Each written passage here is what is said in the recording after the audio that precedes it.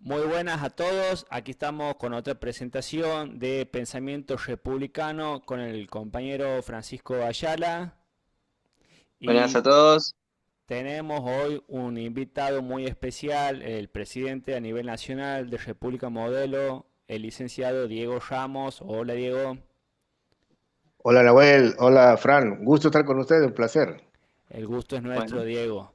Diego, rápido, cortito y al pie te voy a explicar. Este programa funciona básicamente en que Fran dice las verdades y yo las afirmo nah, con la cabeza.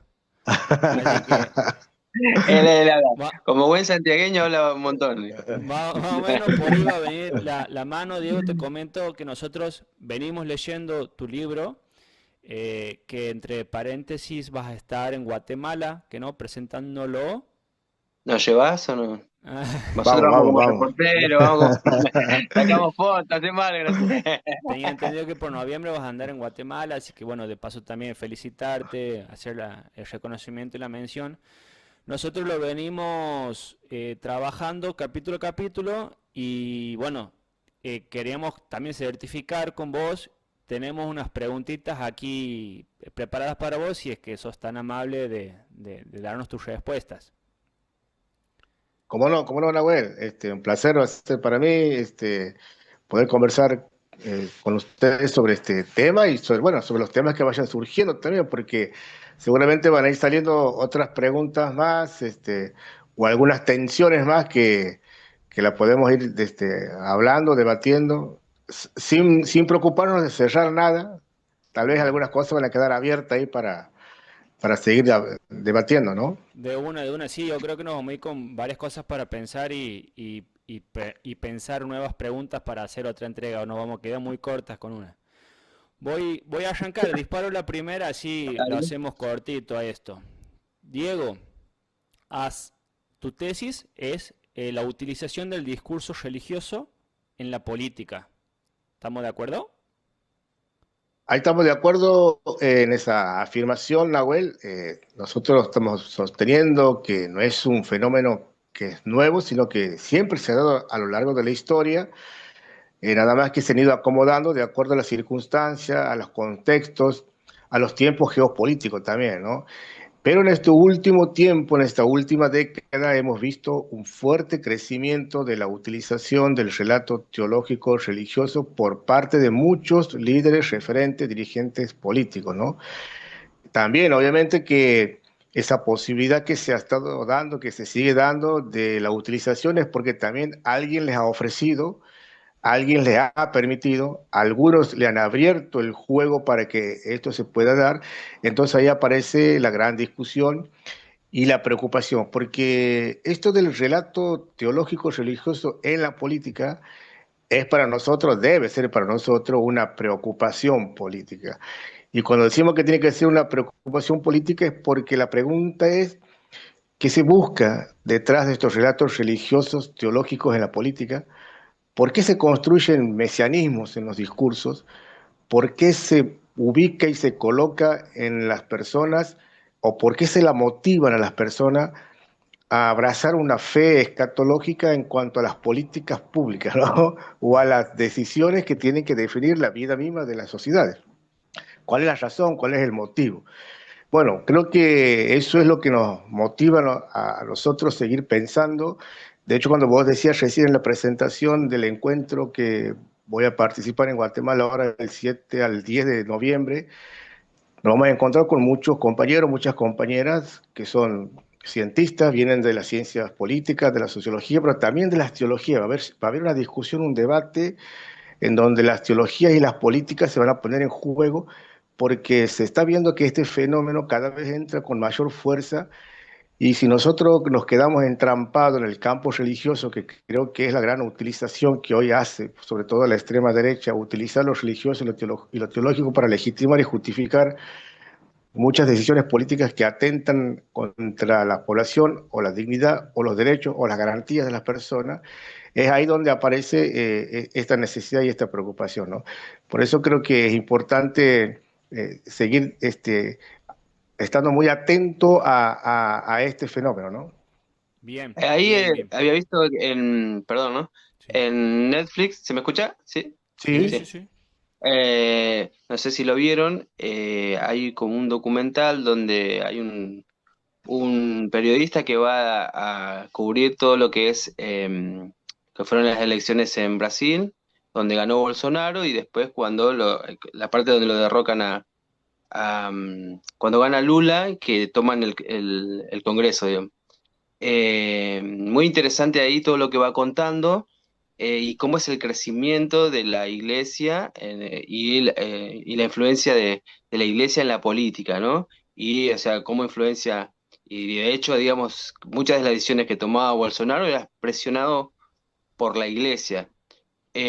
Ahí te quería preguntar, Diego, vos hacés ahí una comparación al principio del libro, escribiendo sobre algunas cuestiones que tiene Milei, pero yo lo que veía a comparación de lo que era en Brasil, que sí tuvo una gran influencia, pero por ahí no la masividad que tuvo ahí, que tiene Brasil, digamos, con respecto al cristianismo y esto mesiánico, ¿no? Exacto, hay un documental, no sé si estamos hablando del mío, pero el de Netflix es el que Sí, se el de llama Netflix. Apocalipsis. Sí. Apocalipsis es un documental fantástico porque muestra ahí cómo en el balotaje en el que va a disputar la presidencia Bolsonaro con Lula, Bolsonaro se larga abiertamente y radicalmente a la búsqueda de las iglesias evangélicas para lograr cautivar el voto. De hecho, casi todos los mitin políticos, las estrategias políticas, los escenarios políticos eran en torno a espacios religiosos, ¿no? Cargados de mucho simbolismo religioso. Lula da Silva se da cuenta de que perdía el balotaje justamente por este fenómeno y este caudal de votos que se dirigía. Es por eso que él también recurre a la misma estrategia. Pero fíjate vos qué interesante que es esto, porque el discurso de Lula da Silva para a buscar el apoyo o los votos de las iglesias cristianas va a partir de un discurso progresista, ¿no? Donde Lula da Silva empieza a hablar de la dignidad de la persona, empieza a hablar del compromiso ético cristiano, empieza a hablar de la construcción de una sociedad equitativa y justa, o sea, habla de cuestiones de humanidad, ¿no? La derecha utiliza la La religión labor para... social, digamos, eh, de eh, las iglesias más chiquititas, ¿no? De los templos gigantes, son pulosos, digamos, como que exactamente, empieza. exactamente, exactamente. Empieza a buscar en la cotidianidad del territorio iglesias cristianas que están mucho más a la periferia o que están con menos recursos que la pomposidad, el show y lo extraordinario, ¿no? Eso es interesante. Con eso tampoco no queremos decir que la Iglesia Católica o las demás iglesias cristianas no tienen participación en estos procesos políticos, lo han tenido, lo tienen, lo seguirán teniendo, ¿no? Pero sí es importante ese dato porque ahí hay como una referencia de Brasil. Nosotros la estamos empezando a vivir. Chile incluso está preocupado. Fíjate que Boric, que es el presidente de Chile, y el partido en la que conduce Boric es un partido de izquierda que de religión, de cristianismo no lo atraviesa absolutamente nada, todo lo contrario. Pero cuando en el mes de marzo, abril me fui a Chile invitado por ellos, fue una reunión de trabajo porque había una preocupación de parte de la dirigencia política y de los militantes, cómo las iglesias cristianas en los barrios comenzaban a alinearse hacia los candidatos de derecha, ¿no? Demonizando, e incluso hay como una cuestión contradictoria, ¿no? Demonizando la política, pero construyendo relaciones políticas con ciertos personajes. El problema no es la teología metida en la política. Eso no es un problema, ¿no? No es un problema que lo teológico esté atravesado en la política. La pregunta es qué teología atraviesa esa política. Esa es la pregunta. Porque la teología o lo teológico a lo largo de toda la historia de la humanidad y de la historia política de la humanidad, lo teológico siempre estuvo presente, siempre estuvo atrás lo teológico. Entonces, la pregunta, ¿qué tipo de teología es la que acompaña esos procesos políticos? Es la pregunta que hay que hacer, ¿no? Porque hay teologías que son encarnadas, teologías que son comprometidas, teologías que buscan la justicia social, teologías que entienden que la construcción tiene que ver con la equidad, con la justicia, y hay teologías que tienen que ver más con disociar el cuerpo y el alma, ¿no? O sea, si el cuerpo sufre no hay problema, Hay que purificar todo, hay que purificarle al Estado, hay que purificar la política, todo está sucio, todo está corrupto, y si hay que hacer el sacrificio necesario, hay que hacer el sacrificio. Entonces ahí es donde aparecen el juego de las teologías, ¿no?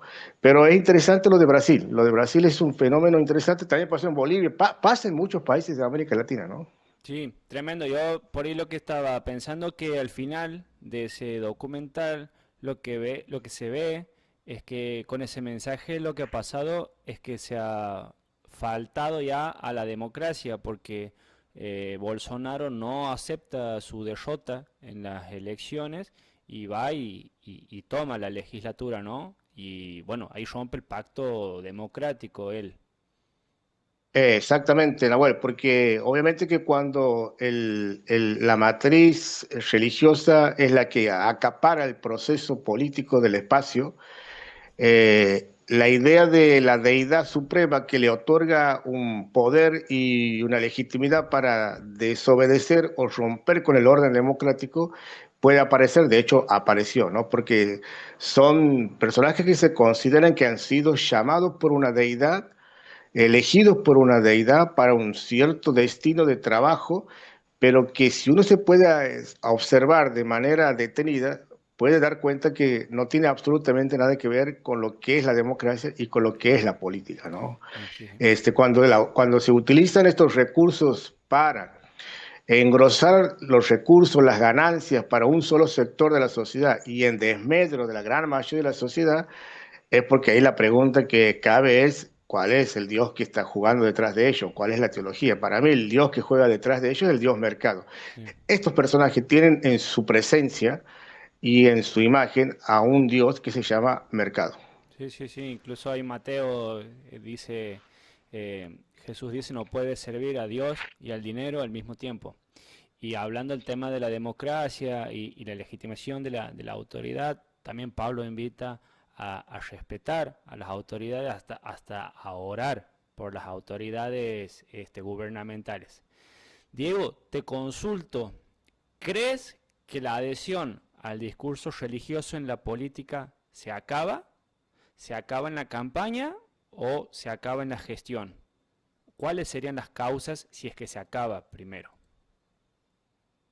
A ver, yo creo que también tenemos que ser honesto en esto de decir que el discurso, la propuesta teológica religiosa está atravesada en todos los arcos políticos, en todos, ¿no? Eso por un lado. Por eso cuando hacíamos la pregunta, si estamos de acuerdo que hay un elemento teológico religioso como discurso, como relato o como expresión simbólica, entonces la pregunta es la que hacíamos recién, ¿cuál es la teología que está atrás? Yo creo que el relato siempre va a estar presente, nunca va a dejar de existir porque son las maneras también por ahí las que se busca de buscar legitimar cuando vos políticamente no puedes lograr contestar, responder, ¿verdad? Cuando la realidad te supera y políticamente no puedes dar una respuesta política, vas a recurrir a este recurso, ¿no? Religioso, teológico, que te va a llevar a un plano más escatológico, es decir, vas a mirar de aquí a 100, 30, 40 años, casi como una profecía que te va a decir que en algún momento esto va a mejorar o va a cambiar, ¿no? Pero fíjate que esto también acontece en un momento en donde también de vuelta las espiritualidades vuelven a emerger en las sociedades del mundo, ¿no? En un Sí, mundo sí, muy sí. conflictual, con mucha necesidad, empiezan a acontecer nuevamente. Y a eso, América Latina, nuestro continente, Argentina, tiene una matriz religiosa muy profunda, ¿no? Cristiana, católica, protestante, muy profunda, ¿no? Y hay matrices que son históricas y son coloniales. Cuando digo que hay matrices que son históricas y son coloniales, es porque si nosotros hacemos un poquito de memoria, vamos a recordar que, por ejemplo, las provincias del norte como las nuestras, Santiago del Estero, Jujuy, Tucumán, dependíamos del virreinato del Perú. Ese virreinato del Perú tenía toda la estructura, toda la matriz teológica, religiosa, porque pertenecían de las órdenes católicas cristianas, ¿verdad? A diferencia del Virreinato de La Plata, ahí donde vive Fran, ellos eran virreinatos mucho más civiles, más democráticos, más liberales, más laicos, menos o nada de atravesado por los religiosos. Pero nosotros sí hemos sido atravesados por esa matriz religiosa. Es histórica y es colonial. Pero hay esa matriz teológica, tiene un nombre, ¿no? Y se llama teología de la resignación. Esa Mm. teología de la resignación fue con la que nosotros fuimos atravesados históricamente. Y se lo hizo a partir de una metodología que se llamó la pedagogía de la evangelización. Ese fue el camino, la trayectoria y la construcción política que hizo el virreinato utilizando la religión, ¿no? Esa pedagogía de la evangelización que se metió violentamente, donde los pueblos originarios no tenían la posibilidad de libremente decir no lo quiero hacer y no pasaba consecuencias, había consecuencias graves, ¿no? Entonces todo ese proceso de la pedagogía de la evangelización fue atravesado por esta teología de la resignación que hoy todavía la tenemos. Cuando la gente dice, bueno, ¿qué vamos a hacer? Hay que pagar, hay que aguantar, hay que apechugar, no nos queda otro, esa es resignación. Que Dios nos ampare, o que Dios nos ayude, que Dios nos proteja, o que Dios nos dé la fuerza. Son matrices que tienen que ver con esa teología de la resignación. Ahora, vos tienes otro fenómeno del proceso del protestantismo en América Latina, en donde empezó a entrar con mucho más fuerza y ahí entró otra lógica, ¿no? Que es el pietismo, y es la lógica de la relación de la construcción de uno personalmente con Dios. Y hay una verticalidad muy fuerte y un deísmo, una relación tuya individual con Dios, fuera de todos los contextos y sin sentido de comunidad, ¿no? Este pietismo forma sujetos creyentes, cristianos, individuales. Entonces vos fíjate que el neoliberalismo observa ese territorio, ese escenario y dice, che, mira lo que hay en América Latina. Mira lo que estamos teniendo en los países de Argentina y en los países del Cono Sur. Estamos teniendo matrices de personas que son cristianas, colonizadas y que tienen la teología de la resignación. Ya tenemos personas resignadas, dicen ellos. Pero a su vez advierten y dicen, pero fíjate que también tenemos, gracias al protestantismo, que tiene un estilo de teología, tenemos personas individuales. Ahora, para el neoliberalista, vos tienes personas resignadas e individualistas. Un combo perfecto Perfecto. para que el neoliberalismo pueda bajar toda su doctrina y toda su teología de mercado para seducirlas, para engañarlas, para motivarlas, para generarles deseos nunca alcanzables, por supuesto, Claro. y evidentemente que también la meritocracia es un elemento muy fuerte que mete el neoliberalismo en estos últimos tiempos. También son muy utilizadas en las iglesias este término de la meritocracia, que tiene que ver con la teología de la prosperidad, ¿no? Si Dios te bendice económicamente y estás bien, es porque has hecho las cosas bien, ¿no? Pero ahí no hay sentido de comunidad, no hay sentido colectivo, no se construye la otredad, ¿no? No hay un acompañamiento horizontal, sino que es por prestigio y por ganancia y por mérito y por premios. Si el resto quedó en la deriva, no es un problema tuyo. Bueno, esa es el juego político teológico del neoliberalismo. Bien, tremendo, tremendo. Diego. Digo, ahí, perdón, Sí, tomando sí. lo que vos decías y haciendo una reseña espectacular, histórica, se ha creado, ¿no? Este caldo de cultivo para que digo, si vos crees que se ha creado el caldo de cultivo para que nazca este Milei, ¿no? Así mesiánico, donde ha tomado esas herramientas que vos decías y las ha hecho muy bien, digamos, ¿no? Sí, la he hecho, sí, sí, no, estoy convencido que el trabajo que hizo la derecha, o esta nueva derecha, como que se le llama, utilizó ese escenario propicio que se estaba dando, ¿no?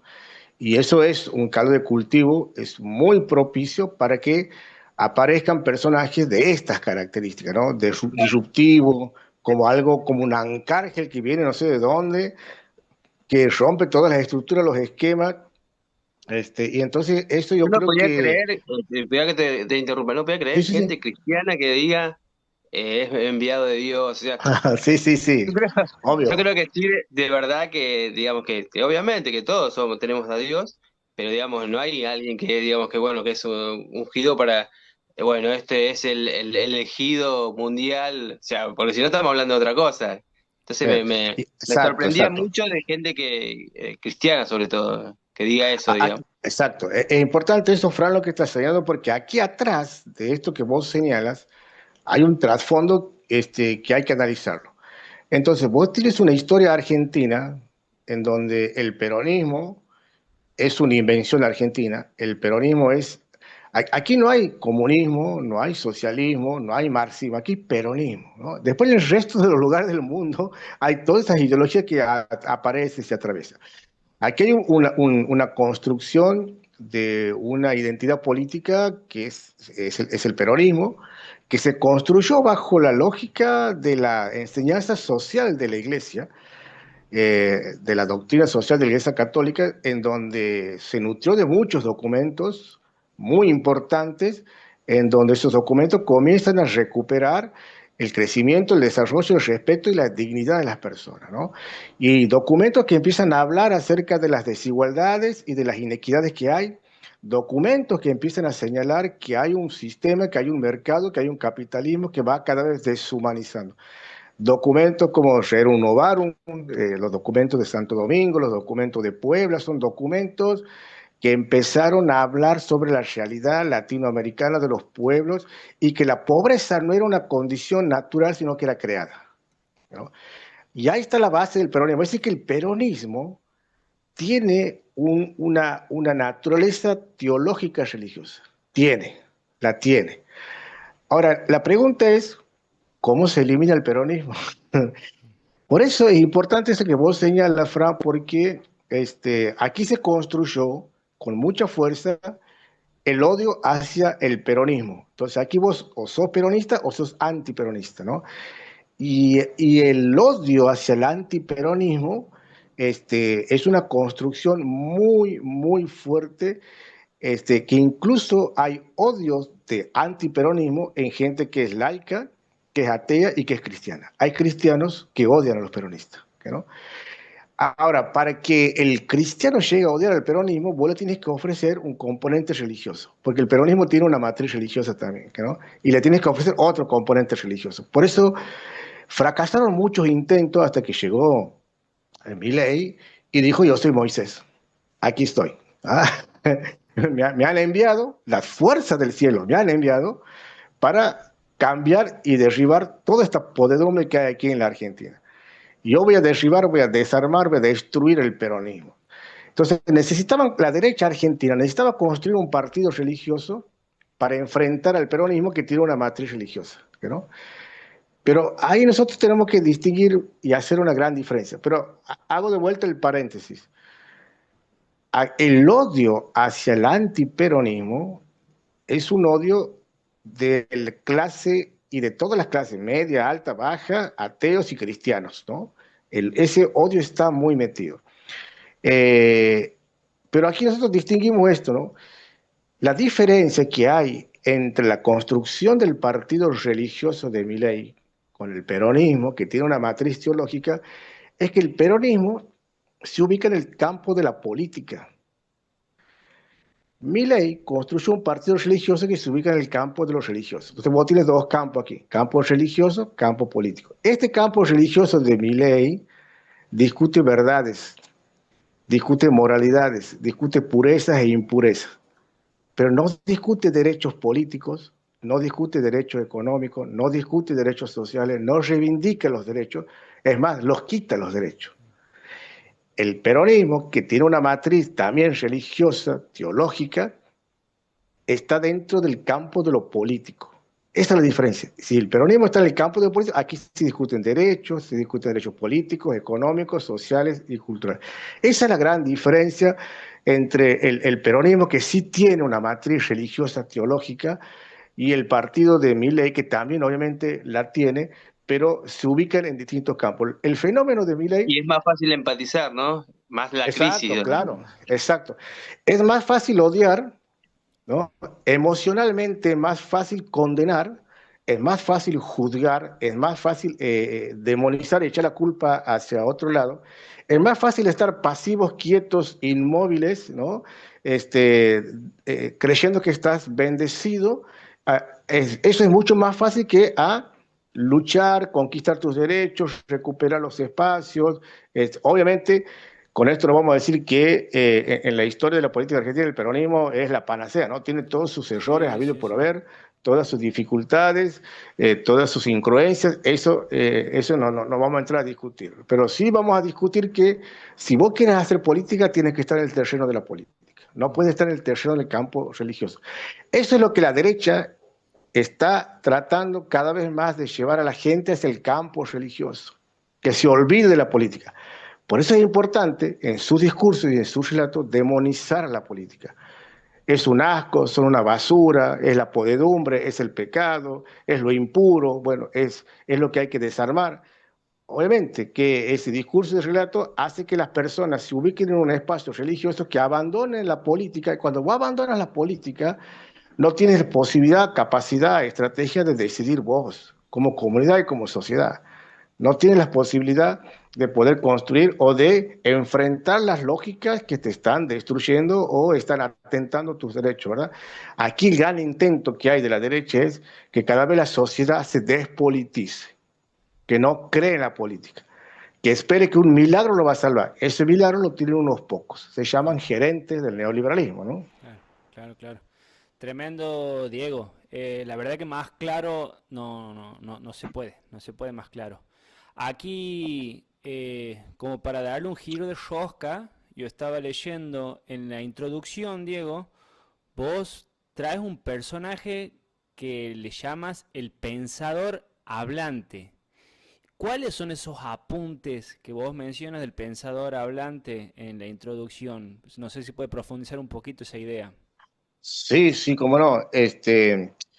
No quería dejar también de decir esto con respecto a lo que estábamos hablando recientemente, porque aquí se abre una pregunta que es la siguiente. ¿Se puede ser cristiano y neoliberal? Esa pregunta yo creo que nos tenemos que hacer todas las sociedades que se consideran cristianas, si realmente se puede ser cristiano y neoliberal, ¿no?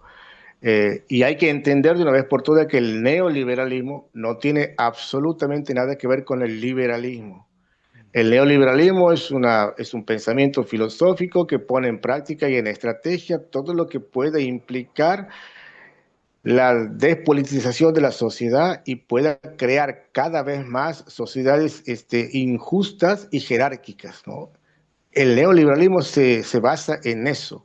No es, a veces uno se confunde y cree que el neoliberalismo es la perfección del liberalismo. Cuando los personajes de la derecha dicen, somos liberales, nosotros venimos a proponer el liberalismo, en realidad lo que viene a proponer es el neoliberalismo. Ahora, no hay que confundir y pensar que el neoliberalismo es una perfección del liberalismo. Ahora, cuando uno habla del liberalismo, también tiene que tener muy en claro que el liberalismo vino a este mundo justamente para crear espacios mucho más amplios, plurales y democráticos. Sí, sí.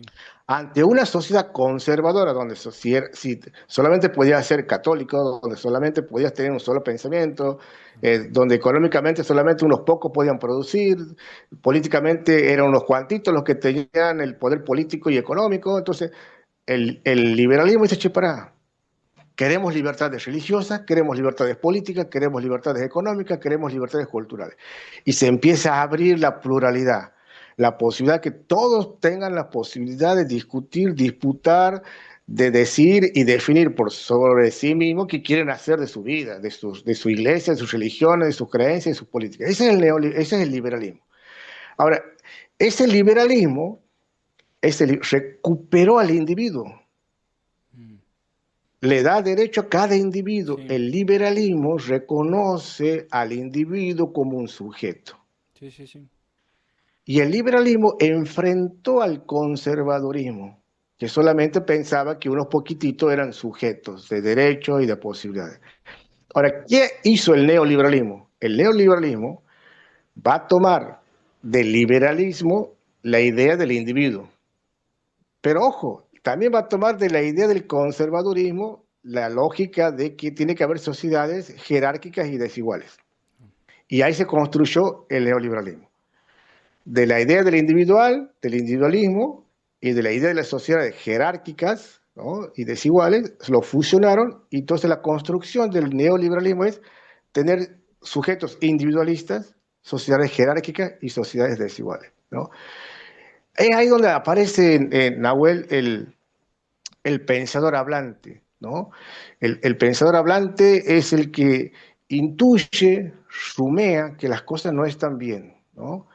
Eh, Intuye que no es tan así como se le presentan los escenarios. Pero el pensador hablante es el que empieza a acercarse y a arrimarse también, a empezar a compartir con los demás. El pensador hablante es más para el militante que no se posiciona en un lugar de púlpito. El pensador hablante no se para en las tarimas. El pensador hablante no solamente es esto, el micrófono y la virtualidad.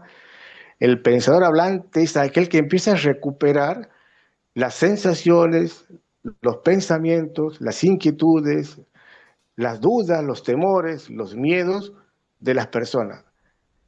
Ahora, ese pensador hablante es que habla, conversa con las personas. Si habla y conversa con las personas, ese pensador hablante tiene empatía, tiene contexto, tiene realidades. Se encuentra con otros, reconoce rostros y reconoce miradas, reconoce realidades, reconoce vulnerabilidades, reconoce potencialidades en los demás.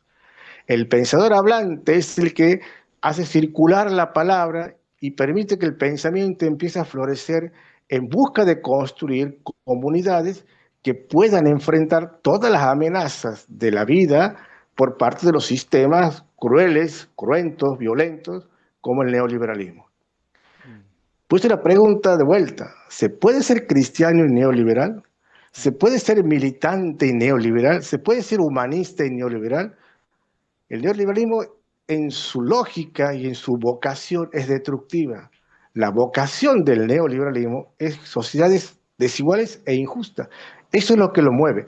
Y el pensador hablante es el que en su metodología y en su pedagogía va a propiciar los espacios para que se generen las discusiones y los debates y el reconocimiento de que solo no se puede hacer nada. Y va a poner la idea fuerte de que siempre es con los otros. Por eso el pensador hablante se pregunta: ¿quién es el otro para mí? Claro. Lo reconoce al otro y además, por lo que vengo intuyendo en lo que dices, es alguien que le pone el cuerpo a la política, Diego, ¿no? Porque está muy de moda hoy en día hacer política por las redes sociales, compartiendo, dando like y haciéndose una cuenta falsa sin foto de perfil donde yo insulto el que no piensa como yo. Así que me parece muy importante la idea esta de recuperar, de ponerle el cuerpo a la política. Esto que vos dices, va al lugar, charla con la gente y se mimetiza con las dificultades y los problemas a resolver de la sociedad. Exactamente, y el pensador hablante es el que construye lo que es la política, ¿no? Porque hay también una cuestión muy tramposa aquí, ¿no?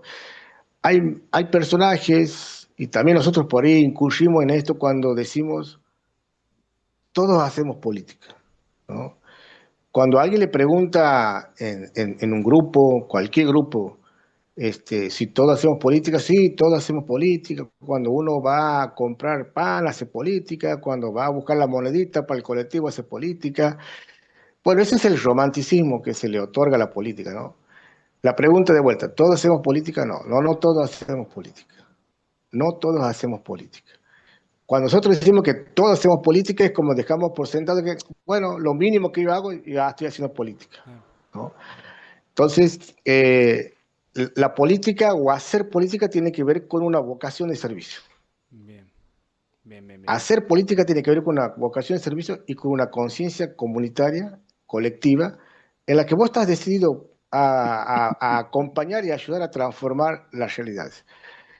Las realidades injustas, obviamente, también, por supuesto, ¿no? Claro. Si no, no tendríamos la vocación de transformar, sino de transformar que todo lo que sea injusto, desigual, o lo que necesita ser mejorado, perfeccionado, cambiado, es ahí donde entra nuestra vocación política, ¿no? No, Y, no todos hacemos política. y es la primera palabra de nuestro lema como partido, por un país más justo. Bueno, Diego, mira, nos quedan preguntas por hacer, pero no te queremos sacar mucho tiempo, así que te vamos a pedir el compromiso para venir en otra entrega, terminar lo que nos quedó en el tintero y que nos sigas brindando tan amablemente toda esa sabiduría que vienes acumulando y experiencia de andar, además de libros ahí. Bueno, muchas gracias por la invitación, Nahuel, Fran, felicitarlos a ustedes también por este gran desafío, por este espacio, por lo que le están poniendo el cuerpo para llevar adelante. Yo creo que es importante lo que están haciendo en cuanto al tema de poner el debate a consideración, ¿no? Así que el agradecido soy yo. Solamente decir por último que nos animemos a tomar el desafío y la decisión de ser sujetos políticos y que no es más que dar una vocación para construir un país más justo y más equitativo, ¿no? Así que gracias por la invitación y para la próxima, por supuesto, con mucho gusto estaremos conversando. Meta amigazo, nos estamos viendo la próxima entonces. Chao, Fran. Estamos viendo, chao, nos vemos la Chao, próxima. Un gente. abrazo.